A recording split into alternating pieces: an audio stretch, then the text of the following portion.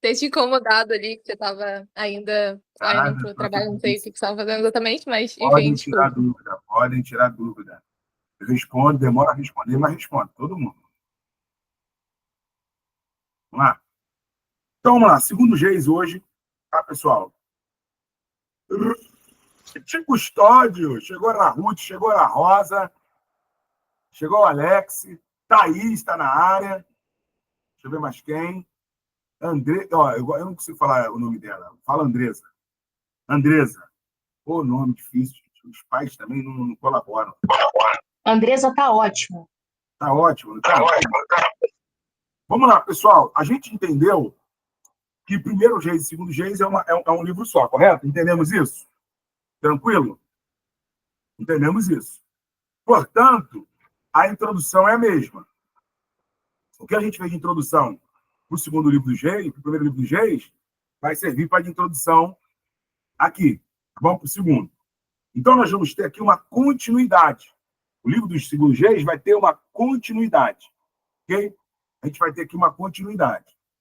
Acasias, ele vai ser rei de Israel, aí no 22 de primeiro Reis, se você for olhar. E quando chega no segundo Reis, tem uma continuidade desse ministério, desse rei aí. Ok? Vamos abrir lá para a gente poder acompanhar bonitinho.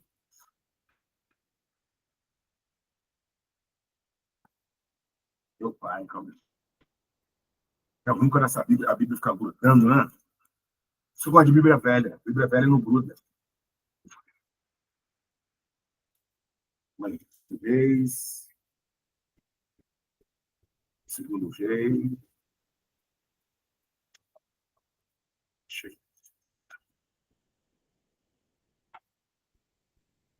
Meu pai da glória.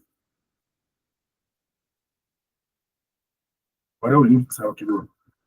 Tá, vamos lá. Segundo Reis 22. Segundo Reis 22. 51.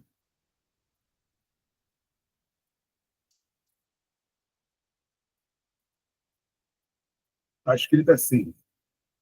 22, 51, não, gente.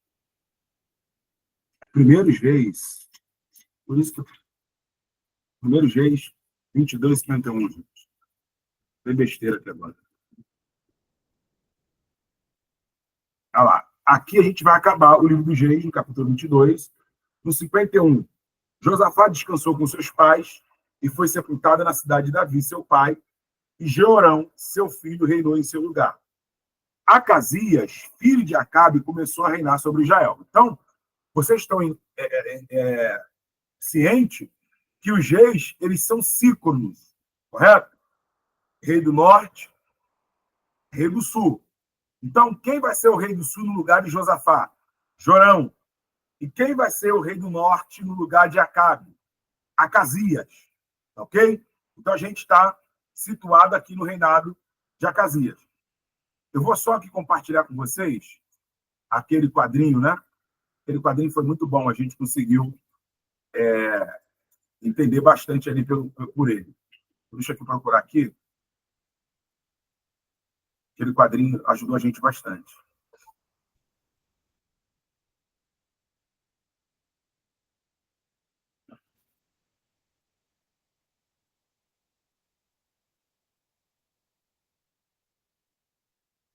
Achei.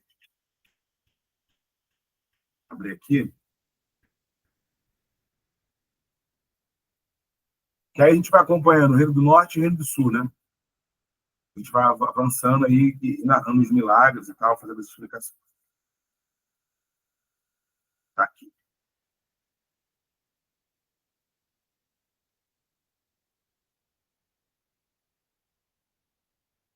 Deixa eu botar para compartilhar. Cadê o Ruth? E aí, Ruth? Tá pregando muito, Ruth? Não, professor, por enquanto só estudando. Final do mês eu tenho Pode. uma. Aí gostei. Agora gostei. Vamos lá. Tá aqui, ó, na tela. Então, aqui, ó, a gente está em Acasias, em Israel. Tá? Acasias também, aqui, ó, 852, 851. Do lado de Judá, você vê que está Jorão, correto? Acasias e Jorão. Beleza? Eles vão reinar aí juntos, ciclos. Aí vem aquela endemoniada da Atalha, tá vendo? E aí vem Jeú. Jeú é interessante que ele vai ser rei de Israel, tá? Ele vai ser rei de Israel, porque Deus tinha falado com Elias que ele seria rei. Lembra disso? Unge Jeú, rei de Israel, Haddad, rei da Síria, Eliseu em seu lugar, filho de Safate. Mas você observa que Acabe morre e quem entra no reino é Acasias, não é Jeú. Por quê? Jeú não é da linhagem de Acabe. Jeú está correndo por fora. Tá ok? Ele praticamente vai tomar ali o trono por ordem do Senhor e vai ser destituído Acasias. Tá ok? Então vamos lá. Vamos entender isso aqui. Quando a gente fala de continuidade, a gente está falando exatamente disso. O livro acaba com o reinado de Acasias. Quando chega em 2 Reis, a gente entra no reinado de Acasias. E olha o que vai acontecer ali. Depois da morte de Acabe, capítulo 1 de 2 Reis. Revoltou-se Moabe contra Israel. E o rei e caiu Acasias pelas grades de um quarto alto, em Samaria, e adoeceu. E veio o mensageiro e disse, enviou mensageiros e disse: Ide e consultai Baal-Zebub, Deus de Ecrom. Ou seja, o cara está enfermo e o cara está indo consultar a Baal-Zebub, sendo que ele é rei de Israel. Ele é rei de Israel, cujo o governo é do Senhor. E ele está mandando ir consultar Baal-Zebub, Deus de Ecrom. Ecrom é o quê? Os filisteus. Então ele está mandando consultar os deuses dos filisteus. Olha que interessante. Tá? Por isso que Deus vai destituí-lo. Ele é filho de Acabe, está na linhagem de Acabe. Deus vai destituí-lo e colocar Jeú. Quem é Jeú? Jeú representa uma nova dinastia. Nós estamos falando disso aqui desde a aula passada, que Deus levanta, que Deus faz, que Deus corta descendências. Né? Então, olha o que está acontecendo aqui. Deus está tirando Acasias, que está consultando o Deus de Ecrom, e para colocar Jeú. Mas ele quer saber se ele vai sarar a doença. E vai mandar consultar um profeta. Vamos lá.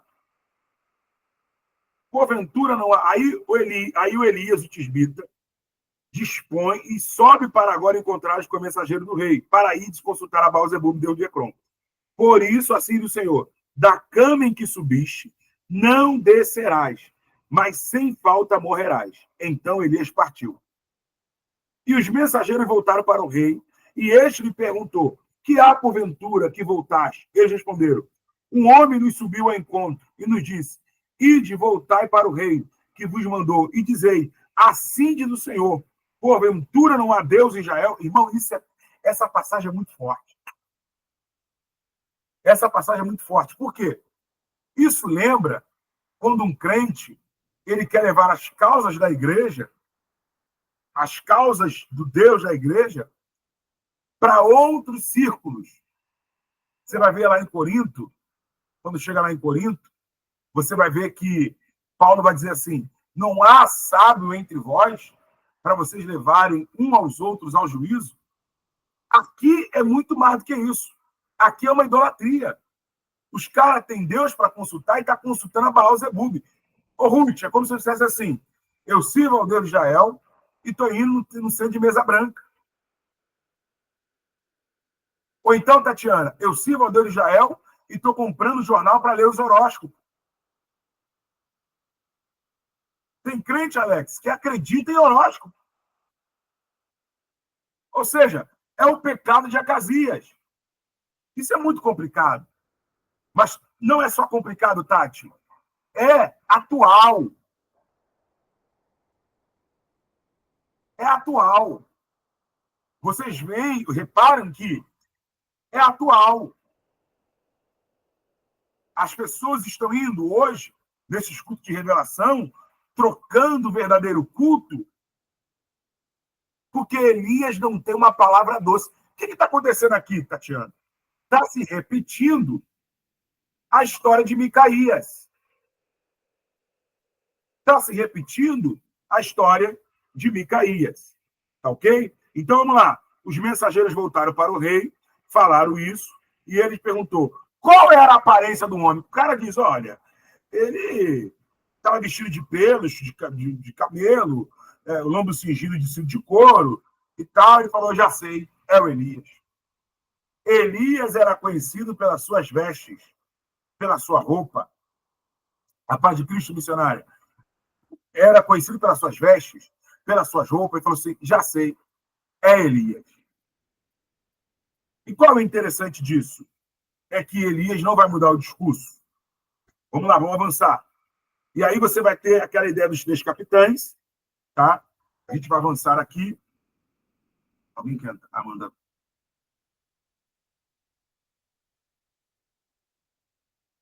O rei enviou um pelotão de 50 homens, né? Para prender Elias.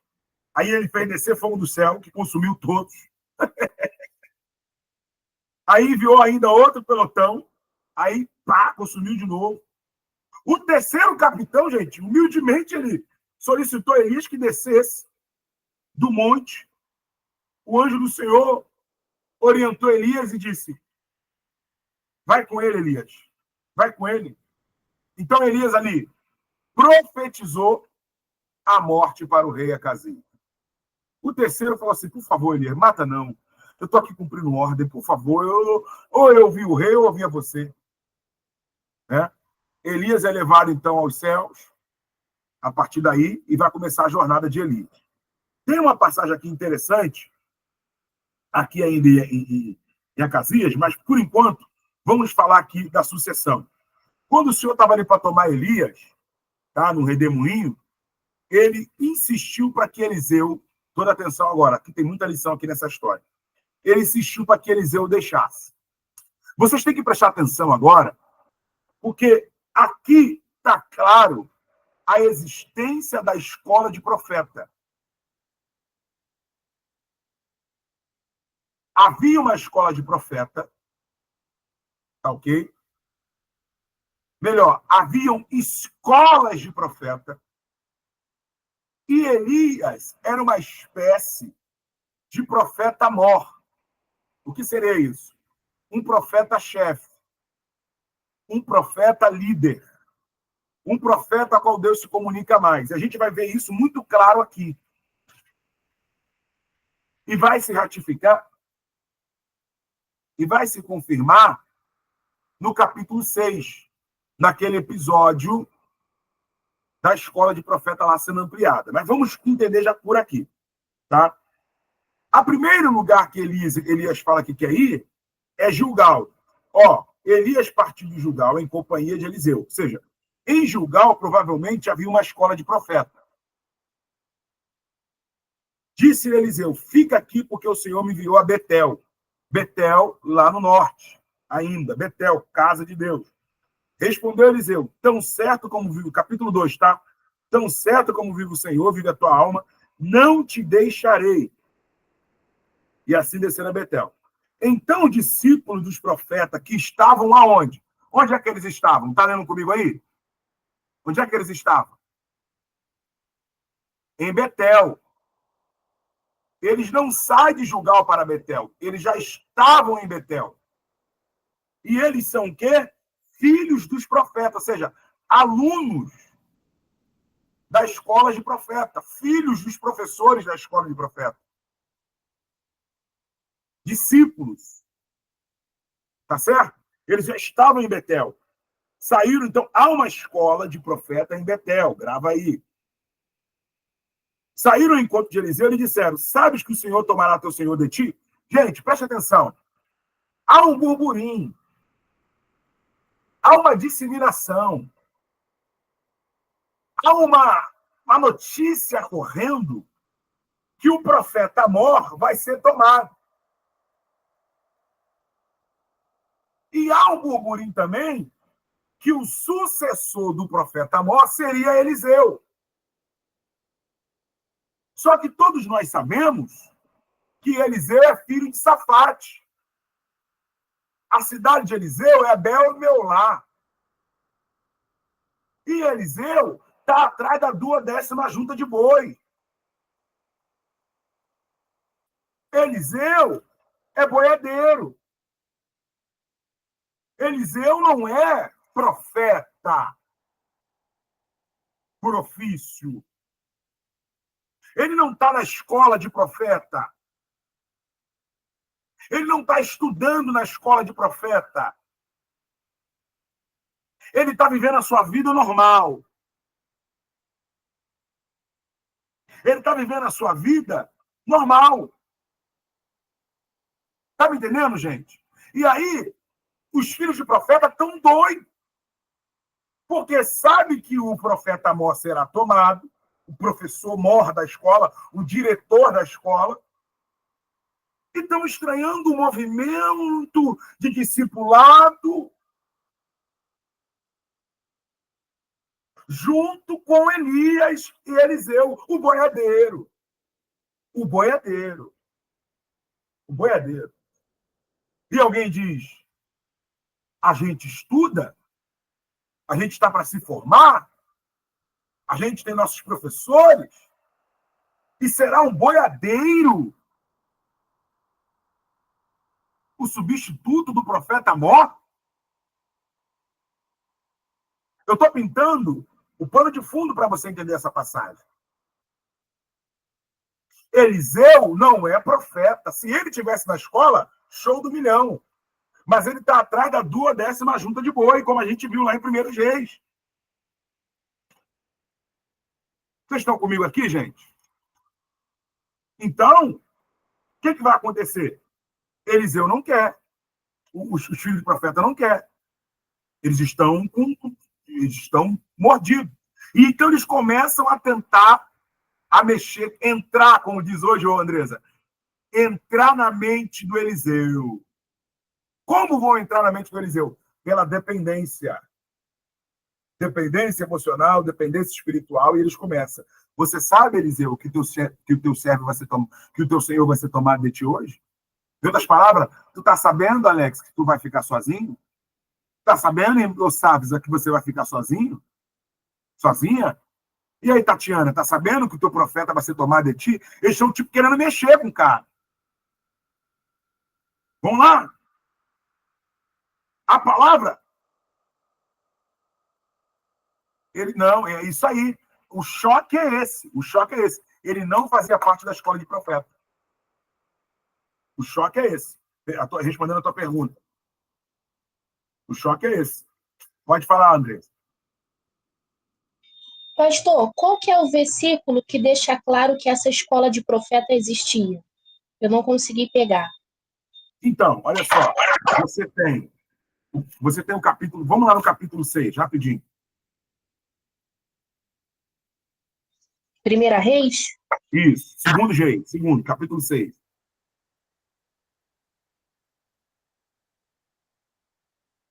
Lê aí o versículo para mim. Em outra ocasião, os discípulos dos profetas sugeriam a Eliseu: como vês o lugar em que moramos, perto de ti, tornou-se pequeno demais para nós. Pode continuar. Vamos até o Jordão e ali cada um de nós cortará um tronco a fim de podermos construir ali mesmo um local para reuniões. Eliseu aqueceu-se dizendo: ide. Só até aí, tá vendo? Havia um lugar onde eles habitavam todos os profetas juntos. Perfeito. Tá? E esse lugar, o ministério de Eliseu é tão de sucesso. Ô, Ruth, o lugar de Eliseu é tão de sucesso que ele cresce. O ministério de Eliseu é tão de sucesso que ele amplia a escola da época de Elias. Porque, se você for olhar, o ministério de Elias, para ficar na escola, era muito complicado. O ministério de Elias, a escola passou por crise. Perseguição de Jezabel, seca na terra, caverna. Então, foi muito complicado. Mas você há de concordar que quando o Senhor vai convencer Elias de não abandonar o ministério, o Senhor fala para ele que havia 7.000 profetas ainda mais, que não se contaminaram. Então havia um profetismo, havia uma escola, havia um lugar que habitava somente os profetas, um rancho dos profetas. Você lembra lá quando Saul foi ungido, que tinha um rancho de profeta e ele veio passando e os profetas se encontram com ele? Desde aquela época já havia um rancho dos profetas, o lugar dos profetas. Só que o profetismo ele ganha mais notoriedade a partir de Elias. Beleza? Tranquilo aí? Podemos avançar? Deixa eu só me localizar aqui no negócio aqui.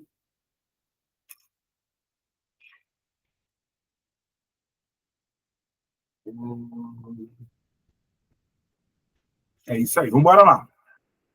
Então, nesse capítulo 2, ele já está indo para Betel, correto? Depois, aí olha a resposta, Andresa. Olha a resposta ácida que Eliseu dá para os filhos de profetas, que estão assustados e ameaçados com a presença do boiadeiro. Teu Senhor, elevado por sobre a tua cabeça, respondeu ele, também sei. Calai-vos. Em outras palavras, cala a boca. Só que tu acha que eles ficam por aí? Disse Elias a Eliseu, fique-te aqui, porque o Senhor me enviou a Jericó. Então, olha só, saiu de Gilgal, foram para Betel, agora estão indo para a terceira cidade, Jericó. Então, os discípulos dos profetas que estavam em Jericó, outra escola. Eles não foram para Jericó. Quando eles chegaram lá, tinha um discípulo também lá. Uma outra escola. Então, os discípulos do profeta que estavam em Jericó chegaram a Eliseu e disseram, sabe que o seu Senhor será tomado de ti e elevado sobre a sua cabeça? Respondeu ele, também sei, calai-vos. É um outro grupo. Está sendo claro, gente? A notícia se espalhou pelas escolas. Que o boiadeiro vai ser o substituto de Eliseu, de Elias. Então disse Elias, 6, tá? 6. Fica-te aqui, porque o Senhor me enviou ao Jordão. Mas ele disse, tão certo como vive o Senhor, a tua alma, não te deixarei. Agora eles saíram de Gilgal, foram para Betel, foram para Jericó, agora estão indo para o Jordão. E assim ambos foram juntos. Aí aqui sim, ó. Olha o 7, olha o 7. Que fofocada, Jesus. Olha o 7. Foram 50 homens dos discípulos dos profetas. Agora, o Ruth, os caras saíram de lá de Jericó e foram para o Jordão. Lembrando que Jericó está perto do Jordão. Você lembra da entrada da Terra Prometida. Caiu, o Jordão se abriu, logo vem Jericó. Eles saem do Jericó e vão para o Jordão. Os 50, acompanhando. Como se dissesse, vamos ver como que ele vai se virar. Quando chega lá, o Elias pega a capa, bate com a capa no rio, atravessa com pés enxutos, ele e Eliseu. Os profetas não vão. Ficam do outro lado vendo tudo. Quando chega do outro lado, missionária Sábia, o Elias pega a capa e bate com a capa no Jordão.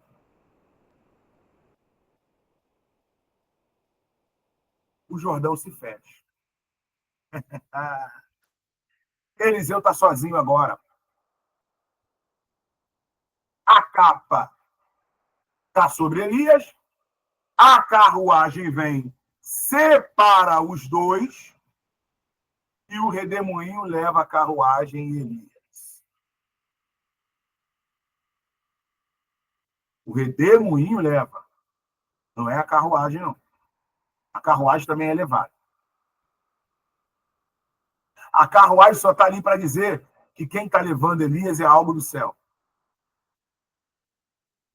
Mas a carruagem é levada pelo redemoinho, a capa cai, os caras estão do lado de lá, tipo assim, quero ver agora. Volta aí sem Elias, que eu quero ver. Vocês não estão notando que eles estão a 3 cidades entrando na mente dele, tentando entrar na mente do Eliseu? Tu vai ficar sozinho, tu vai ficar sozinho, tu vai ficar sozinho. Quem é que vai assumir a escola? Os caras estão estudando, eles estão na escola estudando, eles acham que é eles que têm que tomar a escola. Não romantize o texto, não romantize, senhores. Não romantizem, é isso que está acontecendo.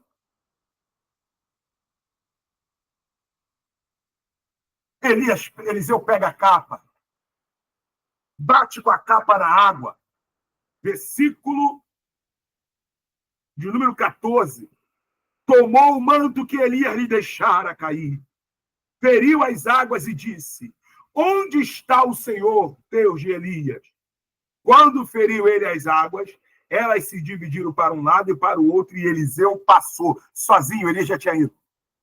Vendo, pois, os discípulos dos profetas que estavam de frente em Jericó e disseram: o Espírito de Deus de Elias repousa sobre Eliseu.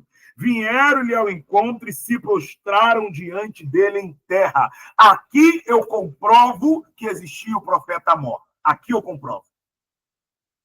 Aqui eu comprovo, nesse versículo, que existia o profeta superior aos demais profetas. E eles estavam querendo saber quem ia tomar o lugar do profeta maior. E qual é o confronto? Que o profeta é boiadeiro, não estudou na escola, mas Deus o chamou.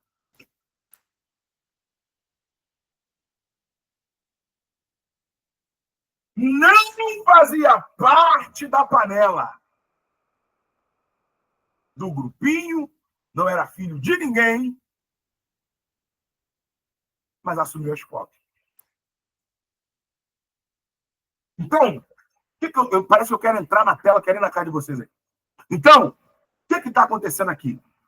Está acontecendo uma transição ministerial. O ministério de Elias está indo embora. O ministério de Eliseu está vindo. Tá? O ministério de Eliseu está vindo. Não esqueçam, senhores, não esqueçam que Elias, ele foi o profeta que fez muitos milagres. Mas Eliseu está pedindo porção dobrada. Eliseu está pedindo porção dobrada. Eliseu está dizendo: eu não quero o que tu tem. Se for para viver, eu quero o dobro. 2 Reis 2, 9. Vamos ler lá em cima. Havendo ele passado, Elias disse: pede o que queres que eu te faça. Tornou Elias: dura coisa pediste. Não, disse Eliseu: peço-te que me toques por herança, porção dobrada do teu espírito. O que seria a porção dobrada do teu espírito? Isso é a mentalidade da época, gente. Tá? A gente não passa unção para ninguém. Não existe transferência de unção. A gente passa o que a gente tem de poder de Deus. Quem dá unção é o Senhor. O Senhor dá unção. O Senhor, quem transfere, se tiver que transferir, é o Senhor. O Senhor diz: tomarei do espírito que está sobre Moisés e repartirei sobre os profetas. Beleza. Mas a gente fala assim: vou te dar um pouco da minha unção. A gente não consegue fazer isso. Porque a unção é algo pessoal e intransferível. Só quem pode dar a minha unção para alguém é o Senhor. Como fez com Bezalel, quando deu para ele a sabedoria para construir coisas no templo, e falou que pegaria daquele espírito de sabedoria e repartiria para os demais. Mas é o Senhor que está repartindo. Mas quando ele diz: dai-me a porção dobrada do teu espírito, é uma força, é a mentalidade da época. Ele está dizendo: você fez, através de uma unção, um ministério impactante, Israel. E eu quero viver o dobro. Eu quero viver o dobro. E lá na frente a gente vai ver que ele viveu. Tá bom? Vamos lá? A gente entendeu isso aqui? A gente entendeu que Eliseu agora é o líder da escola de profeta? Posso avançar? A gente entendeu isso aqui, gente? Tranquilo? Posso ir? Sim. Então eu vou. Então, o que vai acontecer agora? Agora, a porção dobrada. Só um minutinho. Agora, a gente vai ter o início do ministério de Eliseu no reinado de Jorão, tá? No capítulo 2, 19 ao 8, 15. Jorão reina. Tá? Você vai perceber uma coisa, sabe? Vai perceber uma coisa.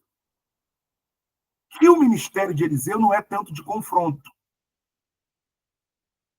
como o de Elias. Ele tem a porção dobrada e, de fato, irá ter o ministério dobrado.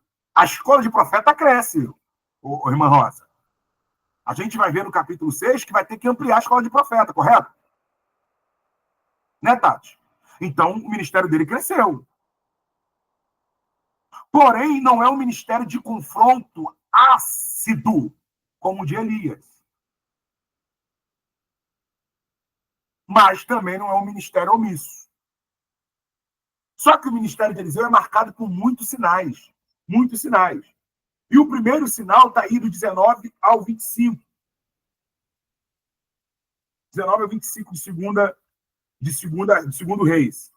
Os homens da cidade disseram a Eliseu: eis que é bem situada essa cidade, como vê meu senhor, porém as águas são mais, e a terra é estéril. Ele disse: trazei-me um prato novo, e ponde nele sal. E eles trouxeram. Então saiu ele ao manancial das águas, e deitou sal nele, e disse: assim diz o Senhor, tornei saudáveis estas águas. Já não procederá daí morte nem esterilidade. Ficaram, pois, saudáveis aquelas águas até o dia de hoje, segundo a palavra que Eliseu tinha dito. Primeiro sinal de Eliseu. Depois, você vai ver que lá no 3, ainda no 2, antes, ele é levado ele é levado à força para uma guerra lá em Moabe, no capítulo 3. Vamos ler aí, capítulo 3. Versículo de número 11. Perguntou, porém, Josafá: não há aqui algum profeta do Senhor para consultarmos ao Senhor por ele? Respondeu-os um dos servos de Israel: aqui está Eliseu, filho de Safate, que deitava a água sobre as mãos de Elias. Disse Josafá: está com ele a palavra do Senhor. Então o rei de Israel, Josafá e o rei de Edom desceram a terra com ele. Mas Eliseu disse ao rei de Israel: que tenho eu contigo? Vais profeta de teu pai e as profetas de tua mãe. Porém o rei de Israel lhe disse: não, porque o Senhor é quem chamou estes 3 reis para entregar nas mãos de Moabe. Disse Eliseu: tão certo como vive o Senhor dos Exércitos. Cara, é muito interessante esse profeta. Em cuja presença estou, se eu não respeitasse a presença de Josafá, rei de Judá. Sabe o que eu estou dizendo? Eu só estou aqui por causa de Josafá, ô Acasias, seu desviado. Ô Acasias, um crente numa casa é um crente numa casa, hein, Acasias? Ô Acasias, eu estou vindo forçado para essa guerra aqui, porque o Senhor me mandou aqui por causa da piedade, devoção, oração, vida com Deus de Josafá. Não é por causa de tu, não. Você é rei de Israel, Josafá é rei de Judá. Ok? E aí, o que vai acontecer? Vai acontecer um milagre aqui. O milagre que vai acontecer aqui é das fontes. Deixa eu achar aqui para vocês entenderem.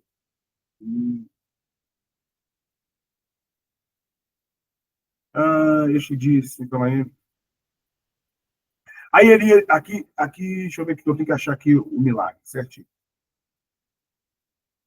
Aí Eliseu pediu um tangedor aqui, né? Pediu que viesse um tangedor para ele poder profetizar. Isso aqui é interessante, porque ele não quer profetizar se não tiver música. E aí ele pede um tangedor para ele profetizar, né?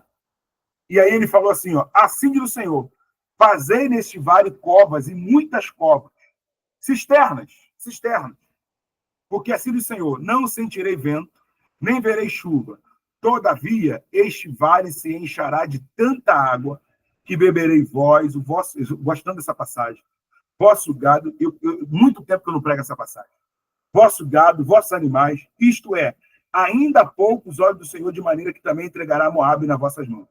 Ferirei todas as cidades. Pela manhã, versículo 29, 20. Pela manhã, ao apresentar as ofertas de manjares, eis que vinham águas pelo caminho de Edom, e a terra se encheu de água. Por que isso? Por que isso? Porque o rei havia tampado as fontes. E Deus está dizendo, abram outras, que eu vou trazer água para vocês no meio dessa guerra. Né? E houve muitas águas naquele dia. Mais um milagre no ministério de Eliseu. No 4, a gente sabe o que vai acontecer, né? No 4, vai ter... Aí, ainda no 3 vai ter a derrota de Moabe, né? Não quero me ater aqui. No 4, você tem o azeite da viúva. E aqui tem muita coisa interessante para a gente poder falar. Primeira coisa que tem aqui para a gente poder falar, para a gente poder avançar. Certa mulher, das mulheres dos discípulos dos profetas. O que é isso? Essa mulher era a mulher de alguém que estudava na escola de profeta. E esse cara tinha dívida.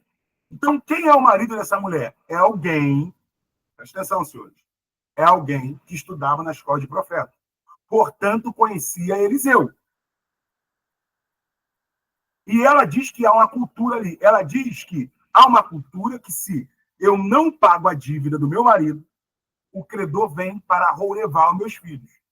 O que essa mulher precisava? Eu quero ver se vocês estão com a aula conectada assim no livro históricos. O que essa mulher precisaria para ela não ter os seus filhos tomados? Esquece o milagre. Vamos para a aula que a gente já estudou até aqui. Tempo para os irmãos. Para pagar a dívida? Pagar a dívida. Tá. O marido tinha deixado dívida. Mas o que? Não, dinheiro. Tá, mas gente, vamos para a aula. Vamos para a aula. Aula. Eu quero que vocês vão para a aula. Eu dei essa aula aqui para vocês. Livros históricos. E eu quero forçar a cabeça de vocês. O que essa mulher que perdeu o marido, tá com dívida, o credor tá vindo pegar ela, o que ela precisaria para poder ficar bem na fita? De um resgatador? Uau! Aleluia! Aleluia! Aleluia! Ela precisaria, olha, Verônica, ela precisaria de um revidor, de um resgatador. Ou vou tacar esse mouse na cabeça de vocês. Vocês não podem esquecer um negócio desse. Não tem professor que é que taca apagador? Meu professor de inglês fazia isso. Eu vou tacar o mouse. Precisaria de um resgatador. Então, o que isso aqui fala pra gente, Tatiana, Alex, Rosa, Andresa, Ruth? O que isso fala pra gente? Não tem um resgatador na história. Não tem. O que leva a entender? Vamos lá, gente, nós somos investigadores. Nós, como alunos de teologia, nós somos investigadores. A gente está aqui, Ruth, para a gente investigar. Se a cultura é ter um resgatador, a gente viu isso em Ruth, por que essa mulher não tem um resgatador quando o marido morre? Significa que essa mulher é uma viúva e, ao mesmo tempo, é alguém que não tem parente, a não ser os filhos, que são novos. Tá vendo, Andresa, como que se a gente olhar para o texto e perguntar para ele, investigar, a gente vai achando fonte, a mensagem enriquece? A mensagem enriquece. Entendeu, Alex? A mensagem fica mais rica. Porque você olha para o texto e você diz, rapaz, se Ruth precisou de um remidor, a cultura era ter um remidor, essa mulher está com dívida, o marido morreu, cadê o remidor dela? Não tem parente próximo. Por isso o desespero dela. Show? E aí, ela vai pedir ao profeta para que converse com o rei. Lembra quando eu falei para vocês? Que o ministério de Eliseu foi um ministério tranquilo? Da paz? Lembra? Eliseu, ele tinha poucas tretas com os reis. Tanto é que quando ele vai falar com o sunamita, ele vai falar, tem alguma coisa que eu possa falar ao rei ou ao capitão do exército por você? Ou seja, ele tinha livre entrada no palácio. Tá? E aí você sabe a história, vai pegar vasilha emprestada, não poucas, ela vai falar com os vizinhos e tal. E aí, os meus alunos do curso de formação de pregadores já ouviram eu falar sobre esse texto aqui. Porque esse texto, na igreja pentecostal, cuja eu faço parte, interpreta-se muito mal esse texto. Interpreta muito mal esse texto. Interpreta como? Coloca o azeite aqui como se fosse o Espírito Santo. E o Espírito Santo não é o azeite não é o Espírito Santo.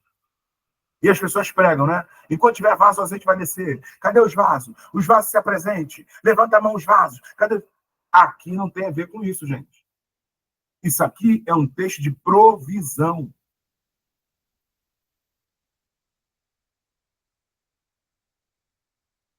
Provisão, providência.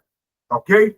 Então, ela vai pegar o azeite, ela vai vender esse azeite e vai pagar a sua dívida. Se esse azeite representar o Espírito Santo, está dizendo que ela vai pegar o azeite e vai vender o Espírito Santo.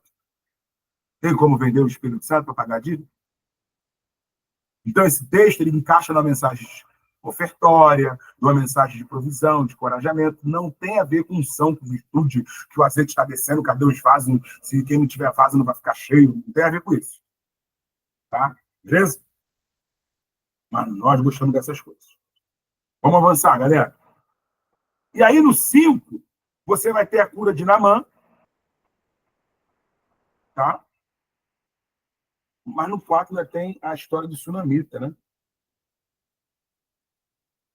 No 4 tem a história do Sunamita, antes do 5.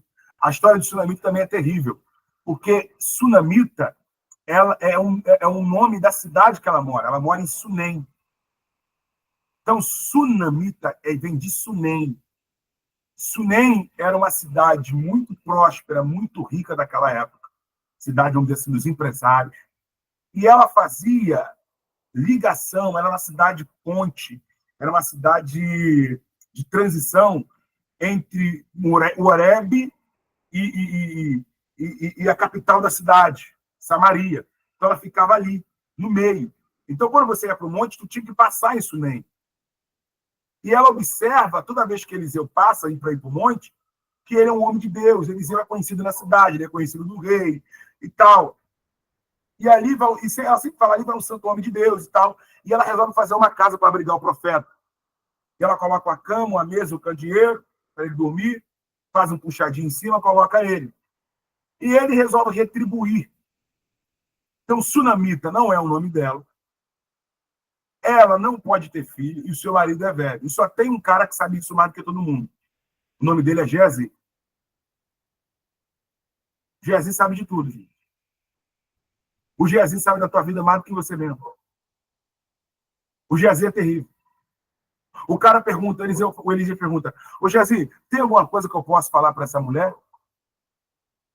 O Eliseu dá a planta toda, o Geazi dá a planta toda. Ela não pode ter filho e o marido dela é velho. O cara sabe tudo. E olha que ele só passa. Ele só passa. Ele já bota a planta, ó, ela não pode ter filho, o marido dela já era. Não tem como mais não, já tá velho já, acabou. Aí, Eliseu fala para ela que ela vai abraçar um filho, e o que eu percebo no texto? Pelo profetismo ser tão grande em Israel, ser tão grande, ela já tinha sido frustrada por alguém, provavelmente. Por que, Cassiane, que ela deveria ser frustrada por alguém? Porque ela diz, não mintas para tua serva. Ela sabe que ele é um homem de Deus, mas quando toca na matéria do filho, ela fala que ele está mentindo. Ou seja, ela diz, tua serva já recebeu esse tipo de profecia e não acredito. Meu marido já está velho. Alguém mexeu com aquela mulher. O profetismo era atuante naquele momento. E aí, dentro de um tempo, ela dá um filho, passa um tempo, o filho dela vai para o campo com o pai, tem dor de cabeça, morre no joelho do pai, e a Sunamita dá uma aula para a gente. Qual é a aula de Sunamita? Se ele dorme na minha casa antes do milagre, se ele dorme na minha casa antes de meu filho morrer, ele vai dormir aqui hoje, ele vai dormir aqui amanhã, ele vai dormir aqui, alguma hora ele vai dormir. Então eu não vou enterrar aquilo que Deus me deu se Deus dorme na minha casa através dos profetas.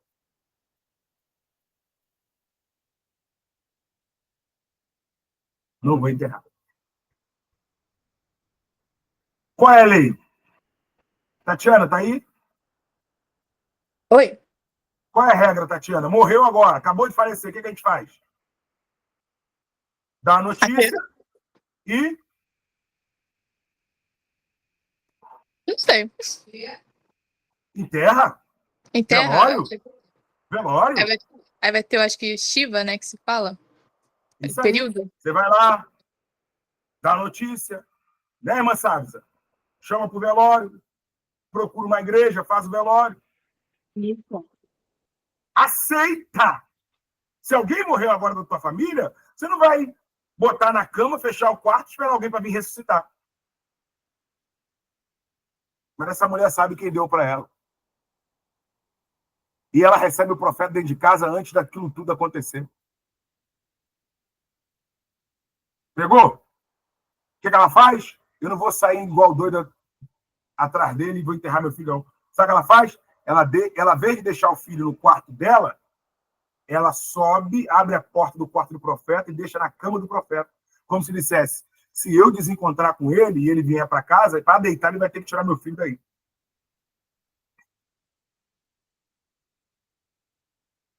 E é dito e feito. Ela encontra com ele. Minto. Ele manda o Geazi lá. O Geazi vai com o cajado. Toca lá, não funciona, porque o Geazi é todo desviado mesmo. O Geazi volta. E aí diz, não aconteceu nada não. Aí Eliseu vai lá, sobe lá, profetiza na vida do menino e o menino ressuscita. E devolve para o seu pai e para a Sunamita. O que eu aprendo aqui? Sunamita entrou na prova, saiu da prova, e ninguém na cidade ficou sabendo que ela não convocou ninguém para o velório. Beleza? Capítulo 5. O capítulo 5 é Naamã sendo curado. O Naamã é rei da Síria. Síria, com S. Né? Capital aí, Damasco. Né? Rei da Síria. E ele vai procurar Eliseu. Para quê? Para poder receber de Eliseu um milagre. Porque ele está leproso. Só que quando chega lá, você sabe a história, aquela mulher toda, a mulher que fala para ele lá e tal. Quando chega lá, Eliseu manda ele mergulhar no Jordão. Gente, o Jordão tinha 144 quilômetros.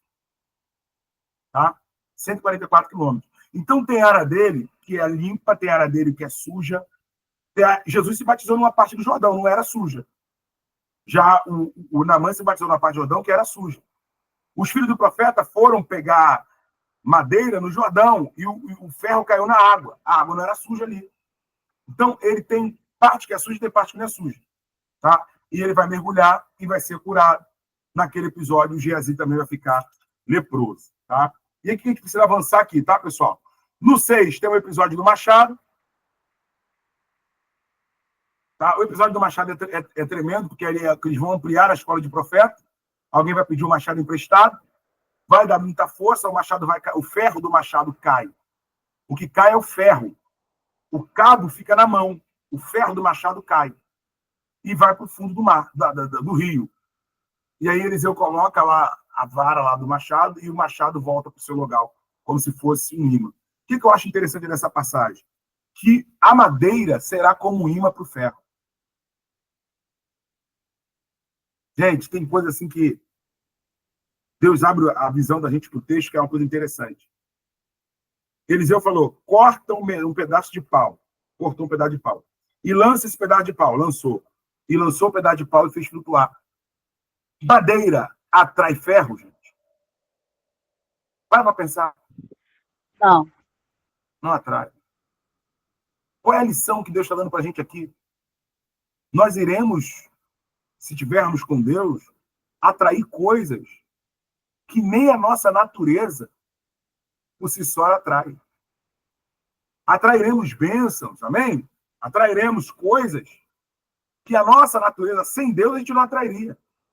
É a madeira resgatando ferro. Tremendo isso. Né? E aí, quando chega no 24, aquela Síria de Naamã, cujo o capitão era Naamã, mas o rei era Ben-Hadad, vai ter uma fome. E essa fome lá vai ser terrível. E eu queria meditar um pouquinho com vocês sobre esse episódio aqui para a gente avançar. 6:24. Depois disto, ajuntou Ben-Hadad, rei da Síria, todo o seu exército e sitiou Samaria. Houve grande fome em Samaria, e eis que sitiaram ao ponto de vender cabeça de jumento por 80 ciclos de prata. E um pouco de esterco de pomba por 5 ciclos de prata. Se os caras estavam vendendo fezes de pombo por prata. Fezes. Os caras estavam vendendo fezes para comer por prata. O tamanho da fome que estava. Um pouco de esterco de pomba e 5 ciclos de prata. Passando o rei de Israel pelo muro, gritou-lhe uma mulher: acode-me, ó rei, meu senhor. Ele disse: se o senhor te não acode, de onde te acudirei eu? Da eira ou do lagar? Perguntou-lhe o rei. Que tens? Respondeu ela. Esta mulher me disse: dá-te teu filho para que hoje comamos, e amanhã comeremos o meu. Cozemos, pois, o meu filho e comemos, dizendo eu outro dia, dai o teu filho para comer? Ela o escondeu. Tendo o rei ouvido as palavras da mulher, rasgou suas vestes quando passava pelo muro. O povo olhou e viu que trazia pano de saco por sobre si. O que é isso? Os caras combinaram de comer o filho um do outro. A mulher deu o filho dela para comer. Quando chegou na vez de comer o filho do outro, o cara não quis. A mulher não quis. Então, olha só a desgraça da fome que estava ali. E aí Eliseu vai dizer, tá? Fome, abundância de dias em Samaria, tá? Essa guerra que está tendo entre Samaria e a Síria é provocada pelo próprio Senhor. E essa guerra levou à fome, ok? A fome em Samaria. E agora, essa fome em Samaria, eu falei a Síria, né? Essa fome em Samaria vai ser revertida pela palavra do profeta. E aí você sabe o episódio, né? Capítulo 7. Ouve a palavra do Senhor, assim do Senhor. Amanhã, esta hora, mais ou menos, dá-se-á um alqueire de flor e farinha por um fio de ciclo e 2 de cevada por um ciclo de porta de Samaria. Porém, o capitão cujo braço o rei se apoiava respondeu ao homem de Deus: ainda que o Senhor fizesse janela no céu, poderia ceder isso. Disse o profeta: eis que tu verás com os teus olhos, porém disso não comerás. Né? E aí a gente tem aquele episódio dos 4 leprosos. Né? Os 4 leprosos, que essa parte é tão tremenda da Bíblia, eles se recusam a ficar parados. Se recusam a morrer de fome. E eles vão ao arraial dos sírios. Gente, que passagem... Quem conhece essa passagem? Eles vão ao arraial dos sírios buscar comida, os 4 leprosos.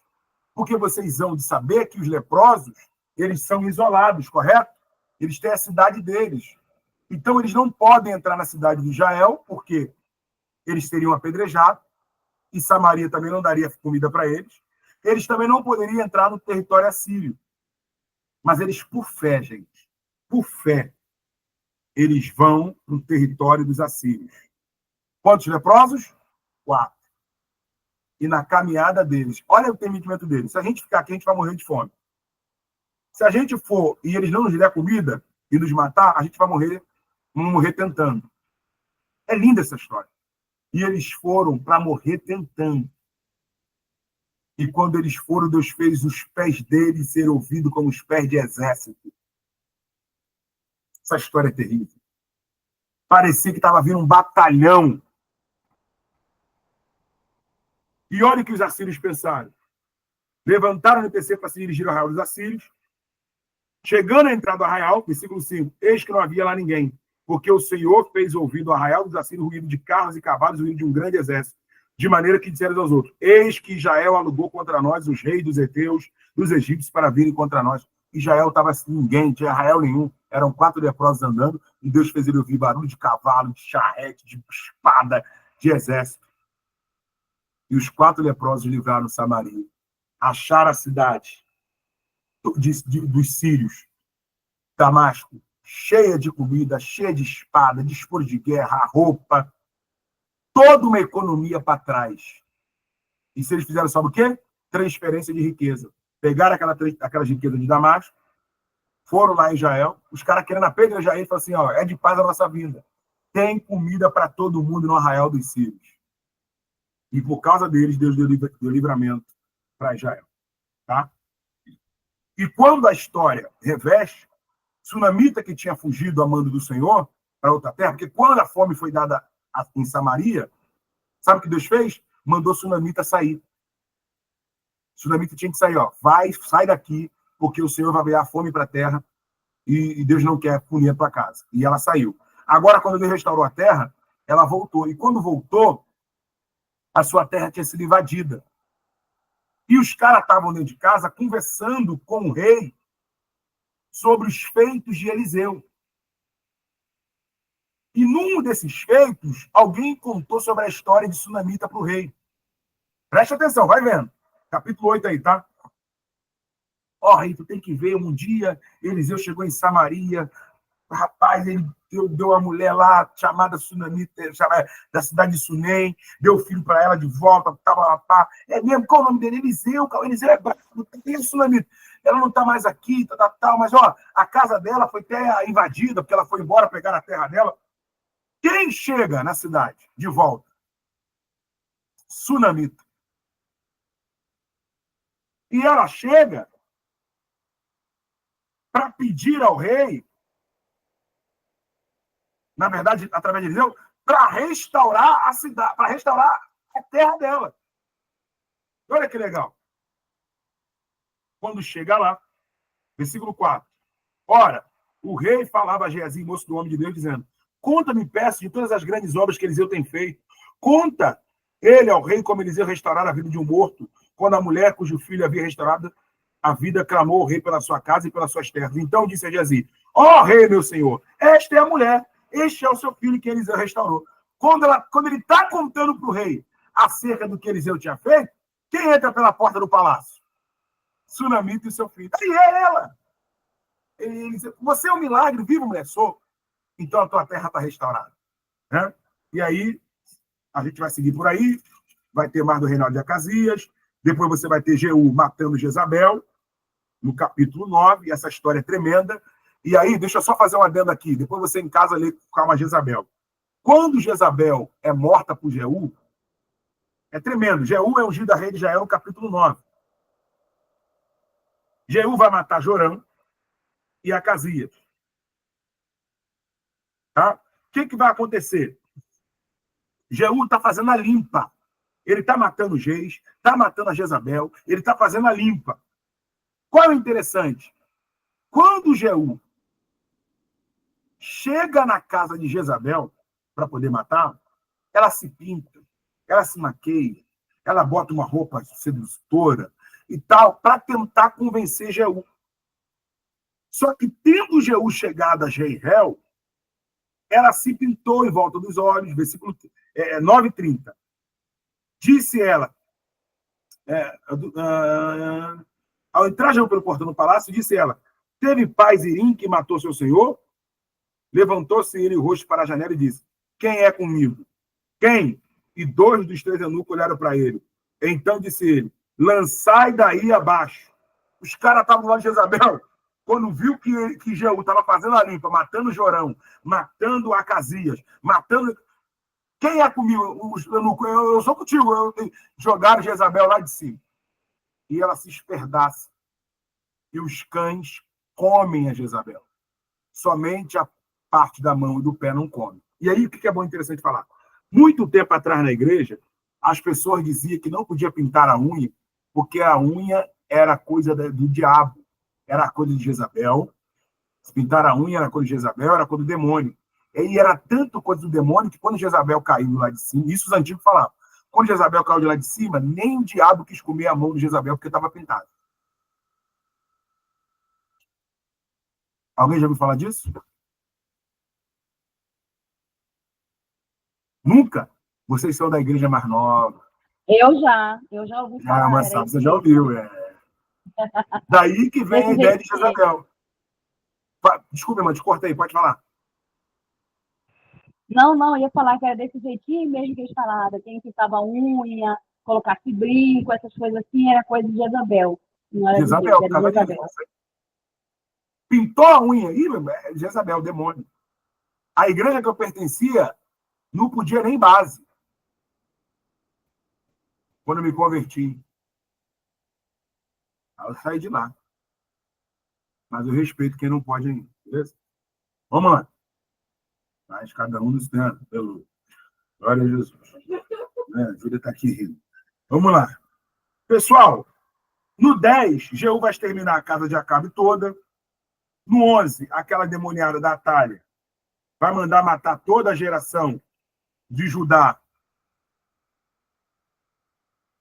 É isso aí, foi uma carnificina. Matou toda a descendência de Acabe, tudo. Mandou matar tudo. Né? Aí mata os adoradores de Baal também. Né? E quem vai lendo isso aqui, para esse rapaz, Deus mandou matar todo mundo, porque a galera. Gente, a gente viu aqui que teve gente mandando consultar Baal Zebub. Acasias. Mandando consultar demônios. Né? E aí Deus vai tratando assim. Jeú faz toda uma limpa e depois ele morre. Quando ele morre, Atalha, mãe de Acasias, o que ela faz? Ela levanta para usurpar o trono. Só que aí entra um cara chamado Joás. Né? E esse vai fazer o quê? Vai mandar fazer a limpa nela também. Né? E ela vai morrer também. Tá? E o que vai acontecer? Nós vamos avançar, e vamos chegar no capítulo 13. Tá? 13 e 20, por favor. Quem pode ler para mim? 13 e 20.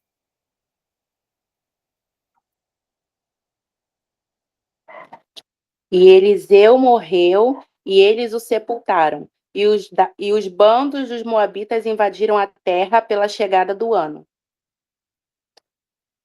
Vamos lá, aí continua, por favor. E sucedeu, enquanto eles estavam sepultando um homem, eis que espionaram um bando de homens e lançaram o homem no sepulcro de Eliseu. E quando o homem foi largado abaixo e tocou nos ossos de Eliseu, ele reviveu e levantou-se sobre os seus pés. Olha que interessante. Eliseu está morto. Só que ele está morto e ele pediu porção dobrada. Só que ele só tem 13 milagres no currículo. E porção dobrada são 14, porque Elias fez 7. Se Elias fez 7, ele tem que fazer 14, a porção dobrada.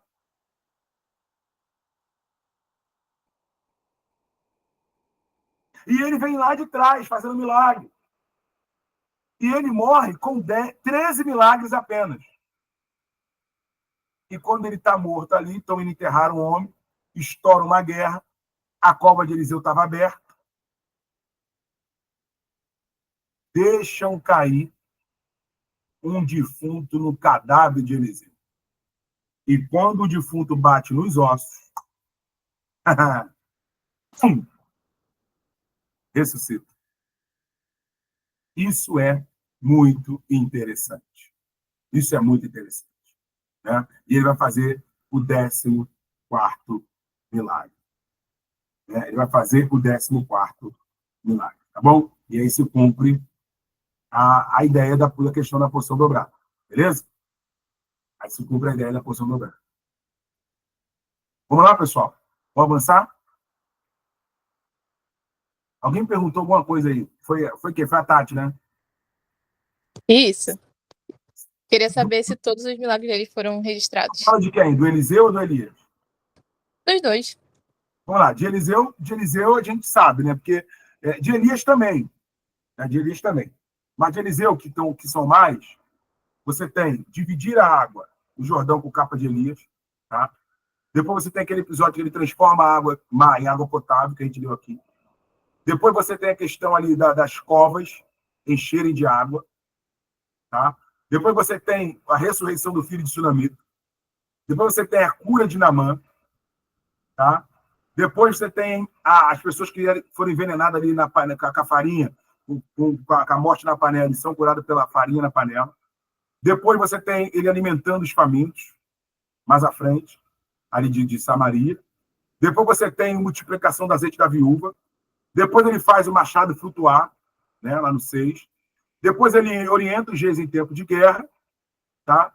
E anula a morte presente em uma panela de ensopado, a morte na panela, e tem o milagre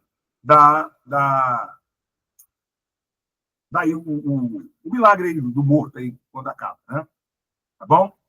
E tem outros milagres que a gente for botar na conta dele. Por exemplo, ele profetizou sobre o reverter da fome em Samaria. Mas ele profetiza e quem vai viver os milagres são os leprosos. Mas não deixa de ser um milagre do ministério dele, que ele falou que ia acontecer. Entendeu? Então, são os milagres aí bem registrados. Ok? A gente tem que parar para enumerar com calma. Beleza? Mas se você for olhar, contar direitinho, dá exatamente 14. Tá? Vamos lá, galera. E aí, a gente vai terminar essa aula, mas antes de eu terminar, eu quero falar uma outra coisa. Eu quero falar... Eu não vou meter agora ao rei Ezequias, porque a gente vai falar dele quando chegar lá em Isaías, tá ok? Então eu não vou falar dele. Eu quero falar de um rei aqui que é muito importante, que é o rei... Isso, achei ele. Que é o rei Josias, tá? O rei Josias é muito interessante. Por quê? O Josias, ele vai aparecer para Israel no período em que Israel está numa apostasia muito grande. E ele vai ser o responsável por fazer uma reforma. Então, a primeira reforma, ela acontece no reinado de Josias. Né? Ela acontece no reinado de Josias. Ok? Então, olha lá. 23, 24, por favor. Segundo Reis 23, 24. Quem pode ler para mim?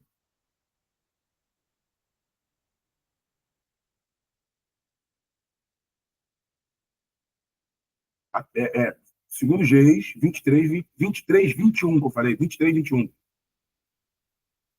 Falei 24. 23, 21, gente. Vamos lá? Quem vai? Ninguém? O rei ordenou a todo o povo, dizendo: guardai a Páscoa diante do Senhor vosso Deus, como está escrito no livro deste pacto. Pode avançar, pode avançar. Certamente, ali não era celebrada uma Páscoa assim desde os dias dos juízes que julgavam Israel, nem em todos os dias dos reis de Israel, tampouco dos reis de Judá. Continua. Agora o 24. Senão no 18º ano do rei Josias, no qual esta Páscoa foi celebrada ao Senhor em Jerusalém. Além disso, os que lidam com espíritos familiares e os feiticeiros e as imagens e os ídolos e todas as abominações que foram espionadas na terra de Judá, em Jerusalém, Josias lançou fora para que pudesse cumprir as palavras da lei, as quais estavam escritas no livro de Ilquias, o sacerdote, encontrou na casa do Senhor. Ou seja, ele vai encontrar um livro, ele vai reparar, através desse livro, que é o livro da lei, ele vai reparar tudo que está fora do lugar, vai voltar para a Páscoa, vai tirar os altares, vai tirar os altos, os bosques, tá? Ele vai fazer uma reforma. E quando ele começou a reinar como um menino, ele tinha 8 anos. Né? Havia um regente tomando conta para ele do reino, para depois só ele reinar. Ok? Então, o reinado de Josias, ele começa aí no capítulo 22, tá? E ele vai começar a fazer uma série de reformas, tá bom? Ele vai ser até mais piedoso do que o seu bisavô, que é o rei Ezequias, tá? Ele vai fazer uma série de reformas. Quando chega no 24, para a gente fechar o livro, você já tem ali, gente, o início do cativeiro babilônico. Aqui, você tem Daniel aparecendo, não explícito. Você tem Jeremias, você tem Ezequiel, você tem toda essa galera fazendo parte aqui desse capítulo 24.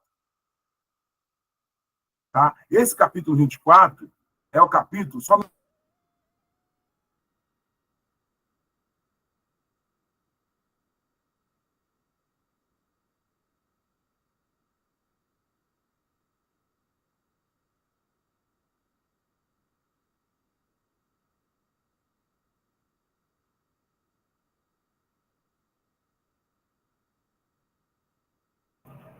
Desculpa, gente, vou voltar aqui. Vamos lá. No 24 é o reinado de Jeoaquim. Josias já está morto. Tá? Vem o reinado de Jeoacás, e logo depois da deposição dele entra um rei chamado Jeoaquim. Esse rei, a gente vai falar mais dele quando falarmos do cativeiro babilônico. Tá? O livro de 2 Reis acaba no governo desse cara aqui e de Zedequias. Zedequias já vai ser um rei. Olha só, primeiro Joaquim. Joaquim é quando Nabucodonosor invade a primeira vez. Leva Daniel, leva a corte, lembra? É Joaquim. Está lá no capítulo, Daniel capítulo 1, tu vai ver o nome desse rei, Joaquim. Só que Nabucodonosor deixa ali uma espécie de vassalagem. O que é isso? Ele deixa Israel continuar sendo Israel, manda algumas tropas para lá e deixa o Zedequias como rei de Judá. Com uma condição: você paga tributo para mim e eu não te levo para o cativeiro, só levo os nobres. Zedequias vai trair Nabucodonosor, fazer uma conspiração, e aí vai ser checkmate. É quando ele vai vir com tudo, vai derrubar as cidades, vai derrubar os muros, vai queimar tudo, vai vazar os olhos dos homens, vai forçar as virgens. Aí vai ser quando Jeremias vai escrever as Lamentações. Né? No capítulo 25, a gente tem a queda de Jerusalém, né? E o cativeiro de Judá. Beleza? E aí a gente termina aqui a nossa aula.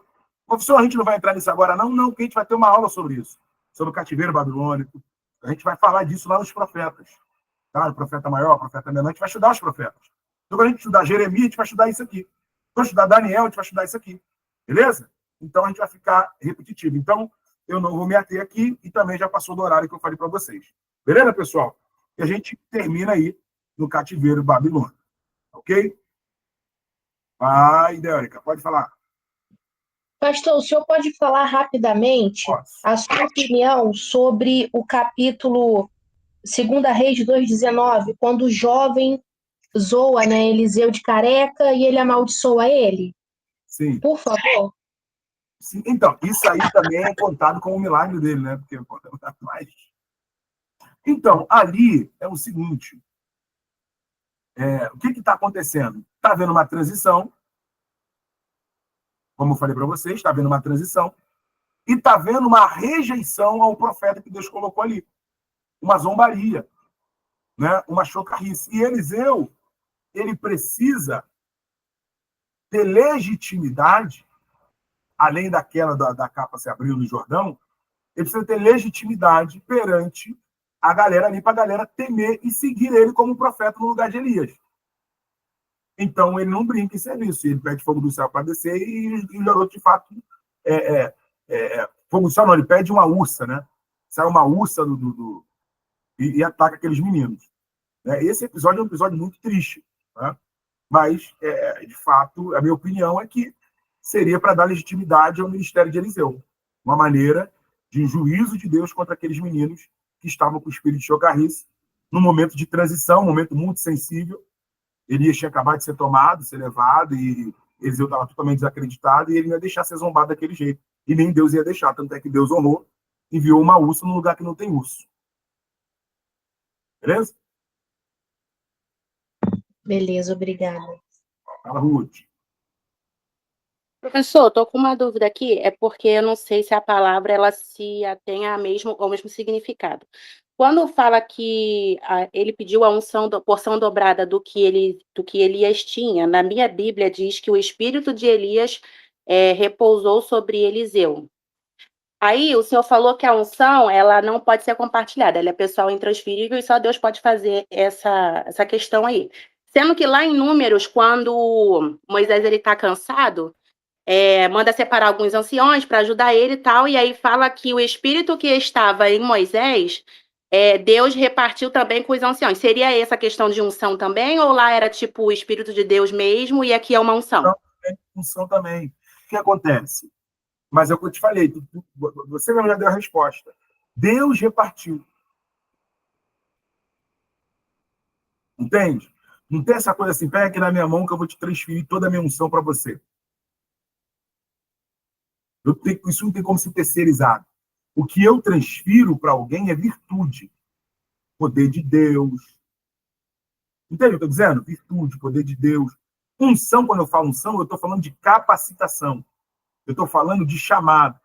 O que a gente faz quando a gente vai levantar alguém para diácono? A gente derrama o que sobre ele? Um óleo, uma unção. Não é isso? Então, quando eu falo unção, eu estou falando de chamado. O chamado de Eliseu não foi o de Elias. Foi totalmente diferente. Entendi. Então, quando se refere nesses dois textos, o Espírito está dizendo da unção que eles carregavam. Sim, da unção que eles carregavam, do dom que eles carregavam, para poder administrar, para poder gerir. Deus ia compartilhar com os demais. Como fez com aqueles meninos que foram chamados para poder fazer a mobília do templo. Deus falou que ia tirar o espírito dele, ia colocar sobre Bezalel e depois sobre os demais que ele fosse ensinando. Entendeu? Então, para ficar claro, para não restar dúvida, a unção é o chamado. A unção é o ministério. O ministério, eu não passo, eu não compartilho. Só quem faz isso é Deus. O que eu transfiro para alguém, através da minha vida com Deus, através da oração, é virtude igual a de Cristo. Virtude. Poder de Deus, virtude. Mas não passo chamado para ninguém. Entendeu? Eu não passo, e ainda vou mais. Eu não passo o Espírito Santo para ninguém. Além de não passar o chamado, eu não passo o Espírito Santo para ninguém. Se fosse assim, Ruth, Deus encheria um na igreja primitiva e falava assim, agora você passa para os demais. Foi assim? Não foi. Como que foi? Ficar na cidade de Jerusalém até que do alto seja revestido de poder. E eles ficaram 120 ali orando, reunidos. E vi descer sobre cada um, línguas como de fogo. Sobre cada um. Deus não desceu sobre um e falou, agora passa um para o outro. Entendeu agora? Entendi, professor. Obrigada. Então, Eliseu falou assim, quando a Bíblia fala, e o espírito de Elias está sobre Eliseu, aquilo ali é o narrador. Aquilo ali é o redator, dizendo o quê? Assim como Eliseu, assim como Elias, foi o profeta principal, foi o profeta usado por Deus, foi o profeta da vez, agora o espírito que estava sobre Elias está sobre Eliseu. É isso que ele está querendo dizer. Ele não está dizendo assim, agora saiu o espírito de Eliseu, de Elias e passou para Eliseu. Ele está dizendo, assim como Elias era o cara que falava por Deus, agora Eliseu também. É como se eu te falasse assim, Ruth, tu tem um dom de organizar. E aí você sai da igreja e eu falo assim, rapaz, agora desceu sobre a Andresa o espírito da Ruth. Está muito organizada também. Eu estou dizendo que o teu espírito está nela? Não, eu estou dizendo que a tua organização está nela. Entendeu agora? Tá claro? Tá claro mesmo? Beleza. Fala então, Tatiana. Oi, eu vou tentar falar aqui, que eu tô aqui no meio do caminho, no meio da rua. Pois é, eu tô aqui no meio do caminho, indo pra igreja. Em relação a dons do Espírito, no caso... Obrigada, Ana. Em relação a dons do Espírito, no caso, seria essa mesma questão? Porque eu já ouvi pessoas falando que, é claro, com a autorização de Deus, que elas... É como se elas estivessem transferindo os dons, né? No caso, algum dom específico para a pessoa. Mas aí eu não sei como ficaria em relação a isso exatamente. Gente, então, vamos lá. De novo. Atos dos Apóstolos, capítulo 19. Paulo encontra com os discípulos de João. Pergunta para eles, vocês conhecem o Espírito Santo? Eles respondem para Paulo, eu nem sei quem é o Espírito Santo. Quem é o Espírito Santo? Nós somos batizados pelo batismo de João. Paulo diz, João batizou pelo arrependimento, mas o Senhor te batizará com fogo. Coloca a mão sobre eles, ora ao Senhor e eles começam a falar em línguas. Paulo não falou, então me dá a mão aqui que eu vou transferir o que eu tenho para vocês. Paulo ora. O que a gente pode fazer para o outro receber o que a gente tem é orar. Quem dá é Deus. Buscai com zelo os dons espirituais.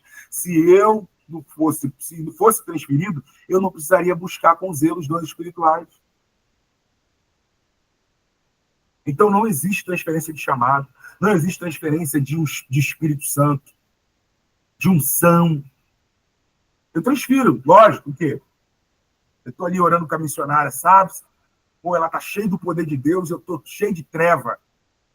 Ela está orando, ela está com a virtude do Espírito, o poder de Deus na vida dela, vai me impactar e eu vou me libertar. Mas não significa que ela passou poder para mim. Muito pelo contrário. O poder que estava na vida dela quebrou as correntes que estavam sobre mim para me capacitar, para eu buscar o poder, para eu ser capacitado para receber o poder de Deus.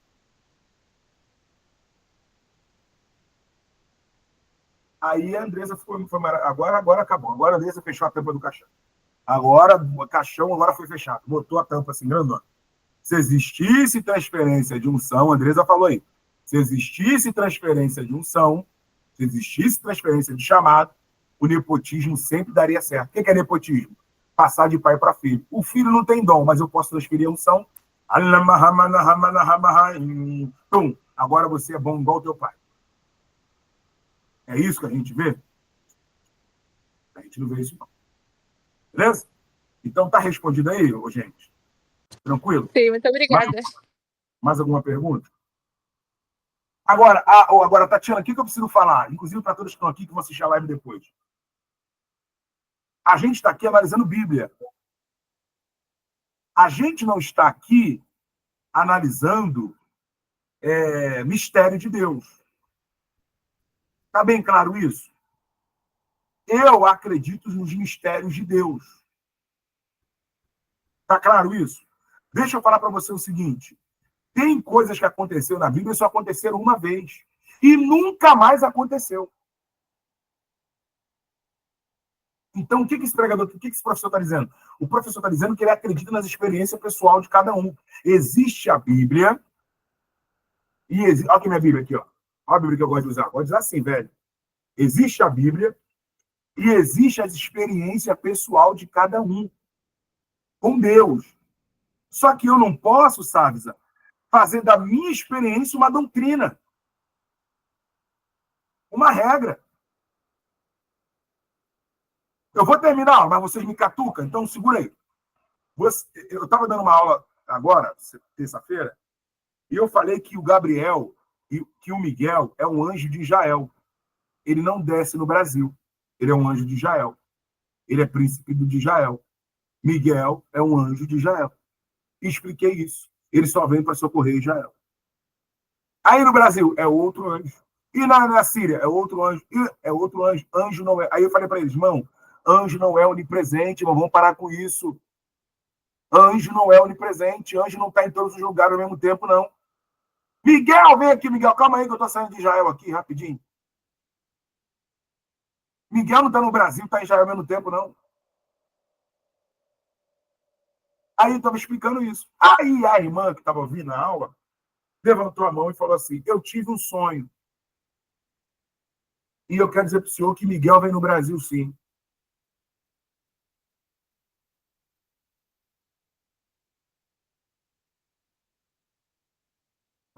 Eu falei, como, irmã? Miguel vem no Brasil.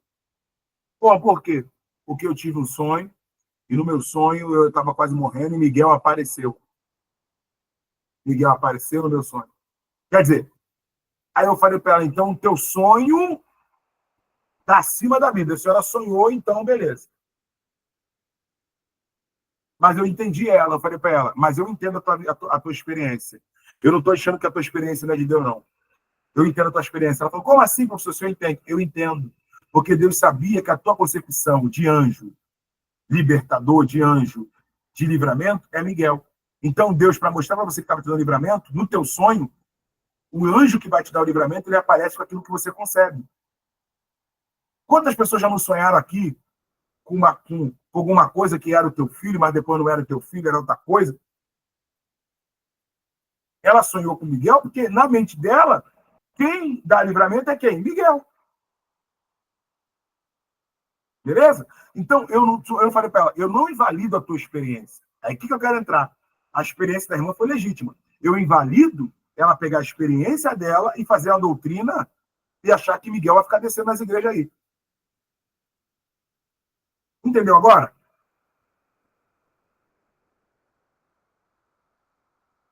Beleza?